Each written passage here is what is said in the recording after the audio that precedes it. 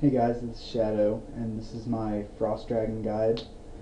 Frost Dragon's combat level is 166, their hit points are 1660, magic max hit is 232, the range max hit is 302, the melee max is 213, the recoil effects depends on what you hit and they just recoil it back to you. They're weak to stab and to range attacks.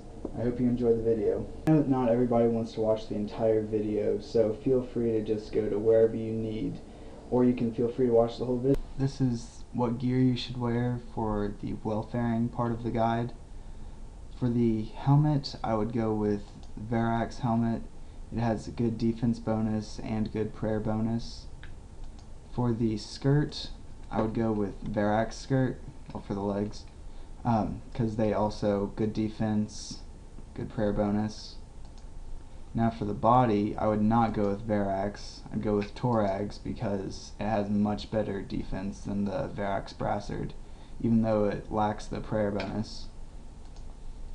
Now everything else you have options.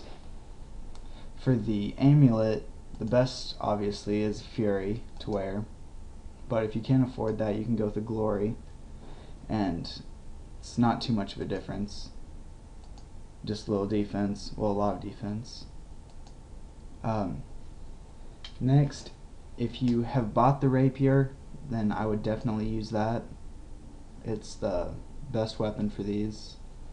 If you haven't though, I would go with the Zamorakian spear. It's the next best stab. Now if you do use the chaotic rapier, you'll have to worry about a shield. Cheapest way to go obviously is Dragon Defender because it's free, but if you have the extra money to spare, you can get a Dragon Fire shield. This will help you a lot with defense and just looks better. Now if you have an Onyx Ring Eye, I would definitely go with that. They're about 6.6 mil right now, but for the moment I'm using a Ring of Wealth. Hopefully help you get some good drops if you need it. You just need that little extra boost. For the boots, I would go with obviously Steadfast if you can, but if you can't, then just get some Dragon boots or Climber boots if you need to. For the gloves, I would go with the best Colomancer gloves that you can wear, which is hopefully Barrows. And you don't have to use an Aurora, but if you want to, the best would be Reverence or Greater Reverence or any of those. It'll just help keep your prayer up longer so you can extend your trips a little bit. And if you don't have that but you do have Knockout, that might help a little bit. It won't really make that much of a difference, but a slight advantage is better than no advantage. Now for the capes, obviously Max Cape or Completionist Cape would be the best, but if you don't have those, I would say an Argidone Cape 4 or 3 would be the best to use because it has great stab bonus and good prayer bonus. And stab bonus is what you want to look for when you're picking out your gear for Frost Dragons, because all dragons are weak to stab. Now if you don't have the tasks done for Argidone 3 or 4, then I would go with the Soul Wars Cape that you get from Nomad's Requiem. But if you haven't done that quest yet, next best thing would be Fire Cape, which has good defense bonus, a little bit of prayer bonus, and just 1 stab. And if you don't have a Fire Cape, I would go with a Skill Cape. It's got slightly less defense bonuses and only 4 prayer bonus, but this is probably the last resort. Or if you don't have a Skill Cape, then I guess I'd go with Legends Cape. The setup that you want to use is pretty much based on your skill there.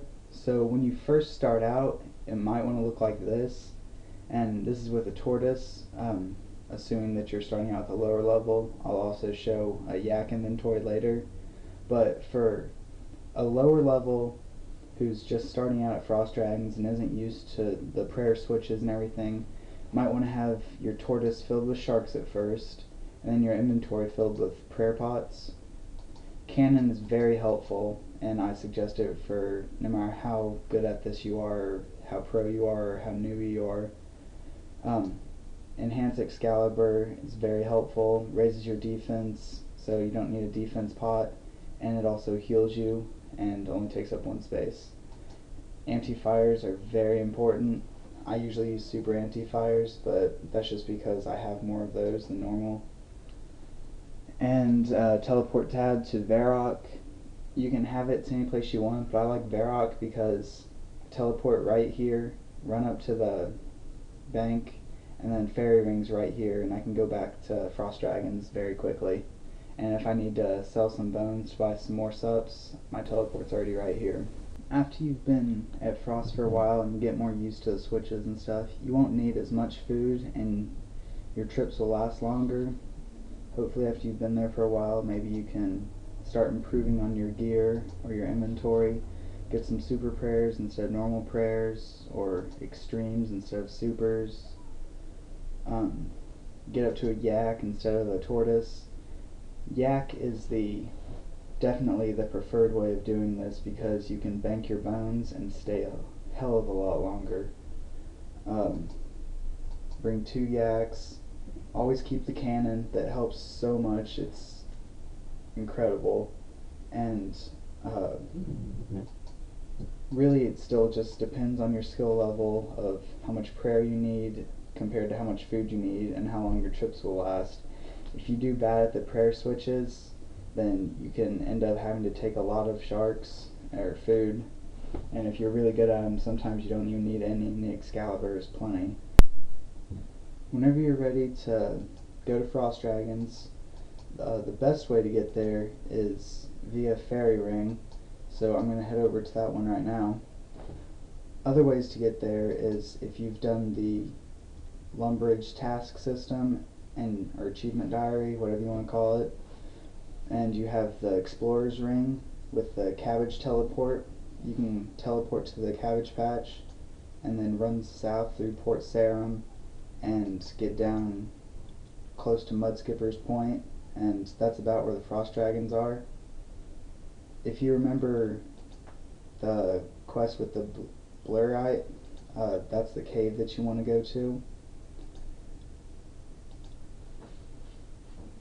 The teleport to get there is AIQ on the fairy ring, and it'll teleport you down here. You just have to run north a little bit. You'll pass the 99 smithing guy and this little dungeon right up here. This is by far the fastest way to get here, and if you have fairy ring system, I definitely suggest that you use this. All you do is head down, go west a little bit, then north,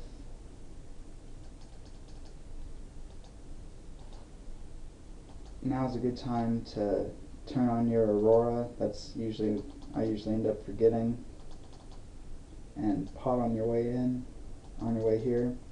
As soon as you get to the ice, you pass the first little section, go to the second, and then go north.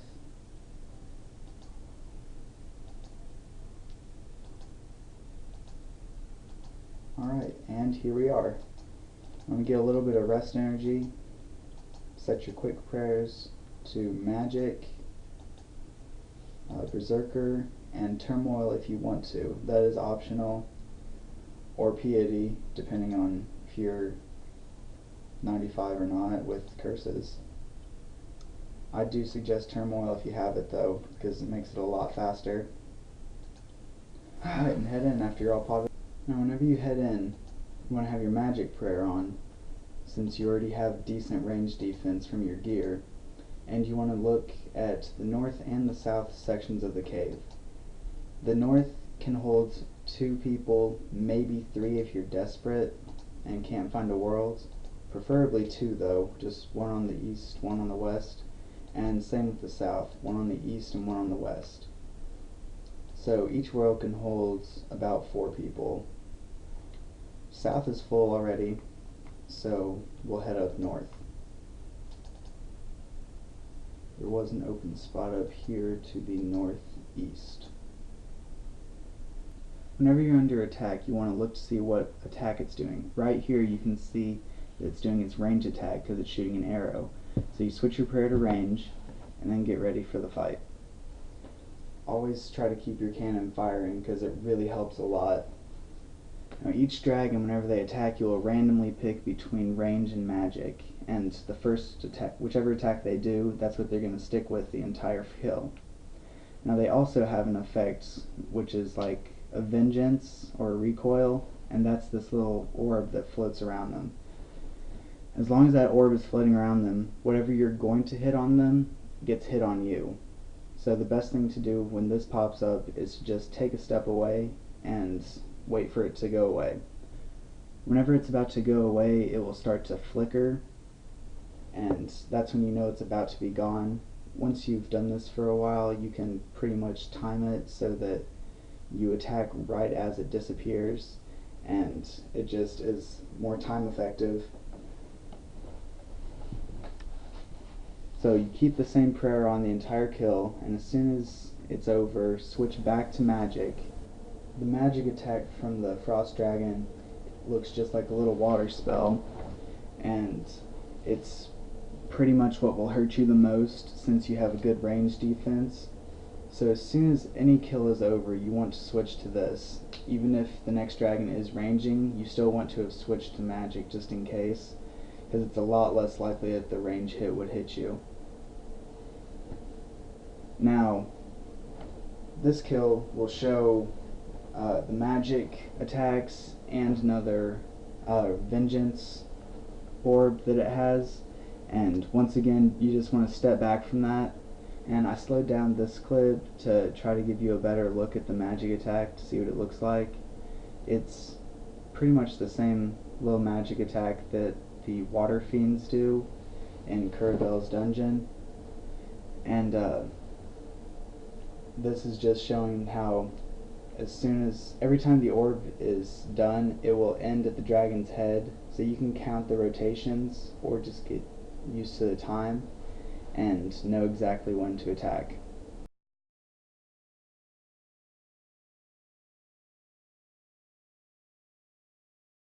Okay guys, now this is the part of the guide that is for the better along players that are experienced at this and have the money to get better armor. Now, I don't really have the money right now. I just sold my gear that I was doing and some frostbones I got while making the video for my tassets, and I couldn't get a bandage chestplate lend, so just imagine that this fire torso is bandage chestplate. Obviously the upgrade from the last set of gear that I was wearing is the bandos, and preferably the chest plate, and the next thing I would get would be an onyx eye ring, and then steadfast boots, and then eventually after that Torva would obviously be the next best thing. But anyways, it's like I said earlier, the more you get on with it and the more used to it you get, you can tweak your inventories and your gear to the more money you make and the better you get at this, and get it to where it perfectly matches your ability at playing, and how you can maximize your own trips. This is just a starting guide for you, but this is my gear. It's all the same except obviously the tassets and the torso. In my inventory, I have 4 super anti-fire flasks, 4 overloads. Now I know that my overloads will go out a little bit before my anti-fire flasks, but that's alright.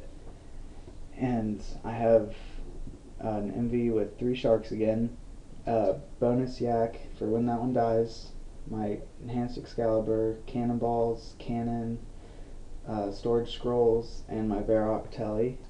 My yak is filled with prayer flasks and sharks, which I need to switch those around. I need to have the sharks on the withdraw and then the super prayers for later on whenever I don't need them. So I will switch that and then get back to the video. Okay, I just tweaked around my yak a little bit because say you're in a bind and like you're about to die because you messed up on a prayer switch or something, and you go to take out food from your familiar with the take beast of burden, and you just fill up your envy with prayer pots. It's not a good thing. So anyways, get that the same way as I mentioned before in the guide. Just use a fairy ring.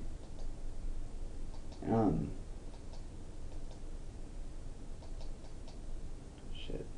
Sometimes with if you get fast enough at this, your yak scrolls can't keep up with your killing. So sometimes it's good to bring a summoning potion. I don't have any right now, so I'm just not going to worry about it.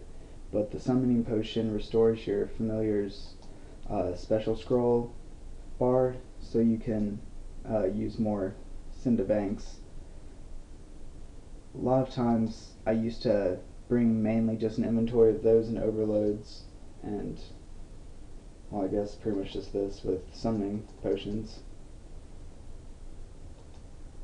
But this should be a little bit faster. There's no single improvement that will completely make your trips so much better, but it's just a big working together of all of the little upgrades that you do as you can whenever you get more frostbones and better gear, better inventories. It all just adds together and makes your overall trip better and makes your money per hour better. So I'm almost here. Gonna have to get some rest energy. And I will once again show you how to kill them, where to go, what to do. This setup's a little bit different, but not really. It's pretty much exactly the same.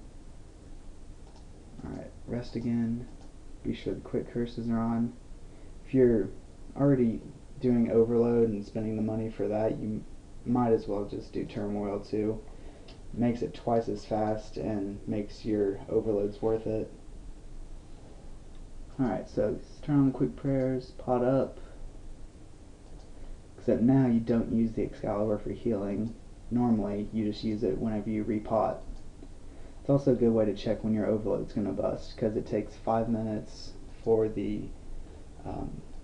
special bar to get back to 100, which is when your overload should bust. Alright, this spot's open. I'll just set my cannon up right here. Turn on the range prayer. Shit, I didn't. Okay. Don't forget to anti-fire. Since I use DFS, it's not as big of a deal whenever I mess up, but if I had been using a Dragon Defender or something, that probably would have destroyed me.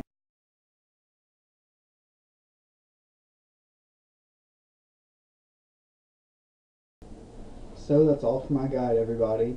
I hope it helps you out and helps everybody make bank on RuneScape, and maybe having more money will make you have more fun in the game, keep playing, get your friends to play, and keep the RuneScape community going. Feels like it really needs some help.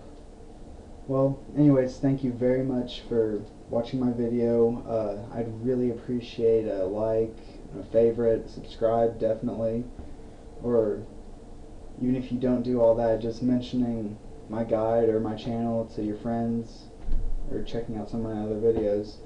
I just really appreciate it. Alright, well, have a good time at Frost. Thank you.